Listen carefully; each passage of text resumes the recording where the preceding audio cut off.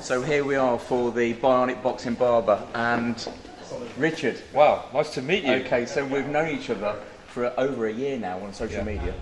Obviously I've seen what you're doing with the unlicensed lot, and I was putting on this little show down in Mevagissey, and I needed somebody to fight Lenny Butlin, and that's how we got chatting. Yes, do you know what? I spoke to Lenny off camera when he arrived, and I didn't realise that we were going to fight each other. Yes, you were. You were the matchmaker behind No, I'm lying in bed one night in Mevagissey and I'm trying to get you to have a fight with him. Oh, bloody hell. Well, let's see how he does on February 25th first, shall we? If he starts banging people out, I might decline. Yeah. Your health scare last year, that was a real knock, because I know how many events you put on like this. It was a real setback for you. Yeah. And what happened there?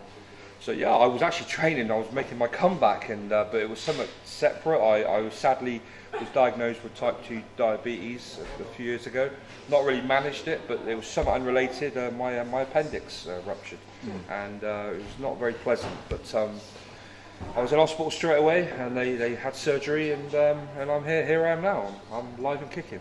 Well, thank God you are, because you know, we need people like you in the unlicensed scene. Because if there wasn't unlicensed, you know, the guys from the amateur, where they've got nowhere to go professionally, I just think, you know, everybody needs everybody in boxing. And I know the unlicensed gets a bad press sometimes, but I think boxing's boxing, and everybody that steps in the ring deserves the respect. 100%. Everyone's got their own story. You know, no matter what their ability or their history.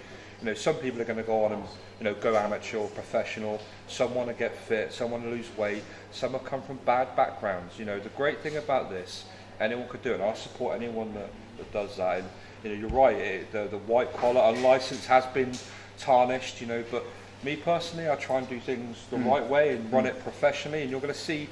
You know, we're doing a press conference. It's quite unheard of with this level of boxing. Sure.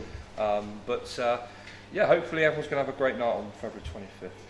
Yeah, I know sometimes with events you can get a real knockback because lads don't turn up or things don't go people's way, and you have to doing your job. You have to roll the punches because you have to bob and weave a little bit, and people let you down. But you have to keep smiling and follow it through. That's something definitely. It has got tougher as the years have gone on, and you say about things don't go people's way on the night. You know, when boxers are fighting for a substantial amount of money, that's when it gets real serious. And if a decision doesn't go someone's way, the first person they come to isn't the judges. That's the right way. They come to me, kicking and screaming and throwing their dummies out the pram, etc. You know, I can deal with that, but it can get quite. You know, I take things personal, and it's not. That's the unpleasant side of it. But you know, it's all worthwhile when you see people training hard and they have their fight, and you know, there's a guy in the back there making his debut. You know, and I know.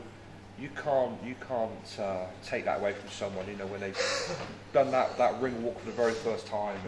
Win or lose, it's a great occasion. As you know myself, I've just turned 54 years old. And was so. Don't look it, Clint. I'll have a little bit of work done every now and then, and I try and keep myself in good nick. And I want to get back down to about 64, 65 kg.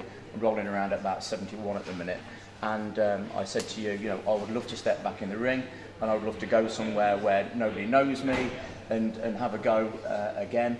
And you've kindly said September time. There could be a chance for me to do that with yourself. That's something I've done again over the years. I've sort of evolved, and I've done a thing I've called Masters Boxing. So people exactly like that, you know, that probably don't want to get in with a 20-year-old or a 30-year-old.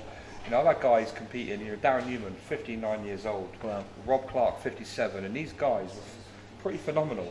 And also people, you know, the women, you know, in their late 40s, early 50s competing, you know, just for a bit of fitness. They want to give it a go, and I've given them that opportunity. And so hopefully I'll see you on a Masters Boxing show very soon, Clint. I would like that. It'd give me you know, something to aim for. It's a done deal. You've heard it here first. The Bionic Barber is making his Tank Promotions debut later this year. The Mecca of Boxing, Swindon. Yes. No, thank you so much for having me. You know, it's wonderful what you're doing. You know, I can only learn from you guys, especially with Southwest Media. You know, the way you put things together. So thank you so much for giving me a leg up and a chance to see what you guys are up to. Thank you. Well, thank you, Clint. Cheers. Thanks very much. Thank you.